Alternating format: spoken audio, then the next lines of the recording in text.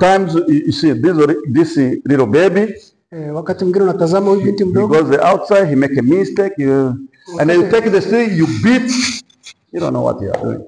Wakati fulani unamwona mtoto kama huyo anatoka nje anafanya makosa, unachukua kiboko unampiga. Haujui kitu unachokifanya. You don't know. Haujui chochote unachokifanya. Think if God can beat you the same. Hebu fikiria kwa mfano Mungu akupiga wewe kama unapompiga mtoto. This is his mind is very real. Akili yake ni ndogo sana. And you are beating. Na unampiga. You are mature. Wewe ni umekomaa.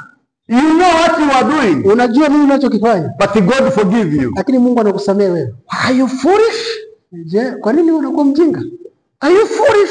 Wewe ni mjinga. Taking little children and take a stick and you beat. Unachukua mtoto mdogo, unachukua fimbo unaanza kumpiga. Because your habit is your habit. Tabia yako ndio tabia yake. You are the one who produced her. Na wewe ndio mmoja kati ya uliomleta yeye. DNA and the chromosomes she has is for you.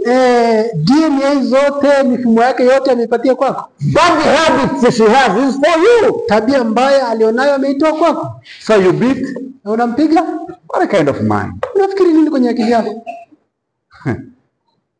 If you beat, kama utampiga, so God will beat you too. Mungu naye ataenda kukupiga wewe pia. Kwa sababu you need to teach. Kwa sababu wewe unapaswa kumfundisha. God is teaching you too. Na Mungu anakufundisha wewe pia.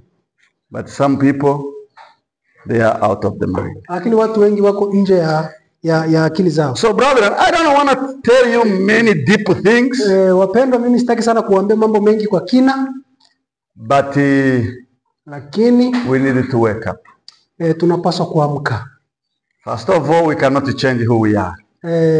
Jambo la kwanza ni kwamba hatuwezi kubadilisha vile tulivyo. We need to ask God to help us. Tunapaswa kumwomba Mungu aweze kutusaidia. Because you and me, kwa sababu wewe na mimi, nothing